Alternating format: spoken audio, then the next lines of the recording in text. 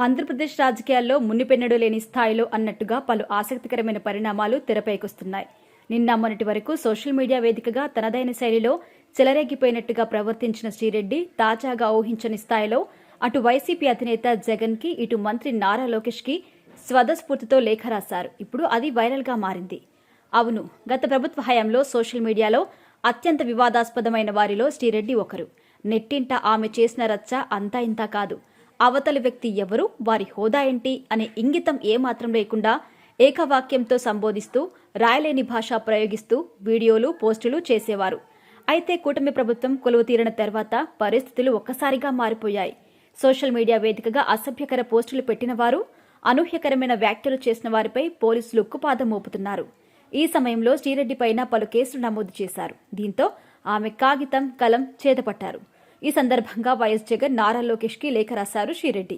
ఇందులో ముందుగా నారా లోకేష్ ను ఉద్దేశిస్తూ రాస్తూ ముందుగా లోకేష్ అన్నకి విజ్ఞప్తి అని మొదలుపెట్టారు.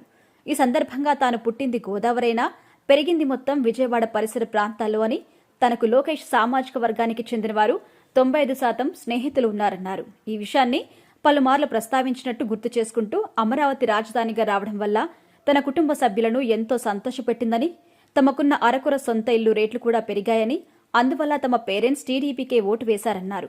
మీతో నేరుగా మాట్లాడమని తన కుటుంబ సభ్యులు చెప్పారని, అయినా తనకు అంతా స్థాయి లేదని చెబుతూ ఈ ఓపెన్ లెటర్ రాశానన్నారు.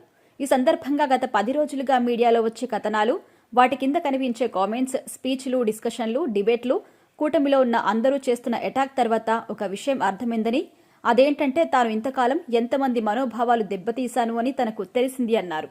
ఎన్నో పూజలు, ప్రార్థనలు చేసే తాను ఇంత జుగుత్సాకరంగా ఇంతకాలం ఎలా మాట్లాడింది తనకు తెలియడం లేదని, అందుకే ముందుగా చంద్రబాబు, లోకేష్, వారి కుటుంబ సభ్యులకు, హోమ్ మినిస్టర్కి, టీవీ5, ఆంధ్రజ్యోతి, ఐటీడీపీ, టీడీపీ కార్యకర్తలకు, సోషల్ మీడియాకి, 99, ప్రైమ్ టీవీ, పవన్ కళ్యాణ్ వీర మహిళలకి తన క్షమాపణ చెప్పారు.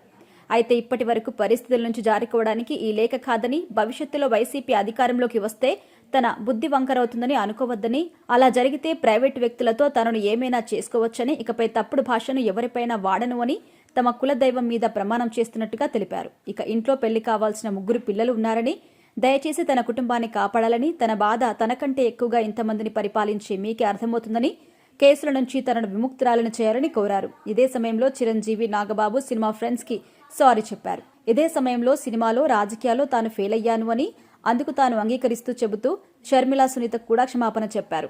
ఇక ఈ సందర్భంగా మరో లేఖ రాసిన శ్రీరెడ్డి జగన్, భారతికి హృదయపూర్వక నమస్కారాలు చెబుతూ మొదలుపెట్టారు. ఈ సందర్భంగా ఈ జన్మకు వారిద్దరిని నేరుగా కలిసే అదృష్టం కానీ, కలిసి ఫోటో దిగే అవకాశం కానీ కలిగి ఉండే అదృష్టాన్ని తాను కోల్పోయాను అని తెలిపారు.